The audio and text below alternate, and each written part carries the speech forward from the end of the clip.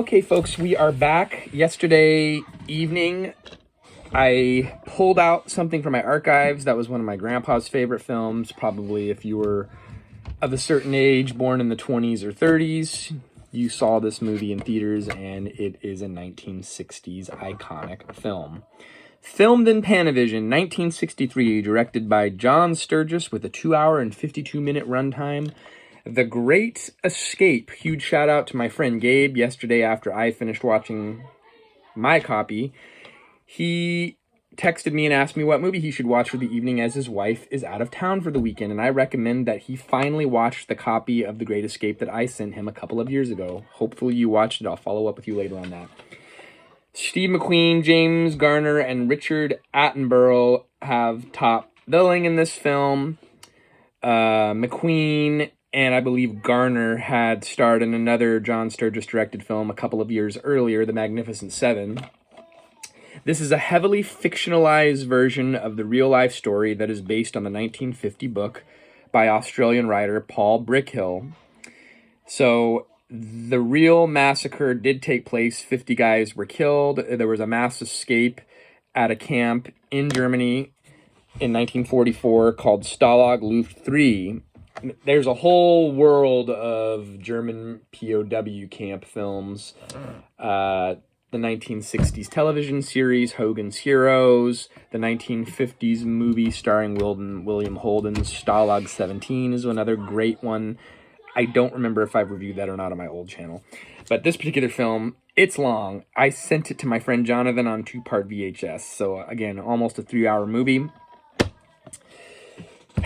So this was originally dramatized for a live television broadcast in 1951. That movie was then adapted to screen with the screenplay written by James Clavell and W.R. Burnett. The movie was shot at Munich Studios in Germany, as well as on location in rural Bavaria and parts of what is now Poland. So again, heavily fictionalized. They took amalgams of the real-life characters, which were mostly British in their escape, and they added in a lot of American characters to appeal to a U.S. audience. This is considered one of the big breakout roles for McQueen. They even, Quentin Tarantino even does a mashup where potentially what if the Leonardo DiCaprio character in Once Upon a Time in Hollywood would have gotten that role. So this is considered like his big iconic role. And he became a superstar after that. Again, they kind of heavily change it, adding the more American influence in the escape. There was over 650 people that helped coordinate the mass escape. Only 3 of the group that actually tried to escape made it to freedom. Sadly, 50 of those were ended up shot and killed by the Gestapo as an example to future people that would try escapes. So it's filmed in a very wide aspect ratio. It has that color that's very indicative of the time. It's a Mersch Brothers production.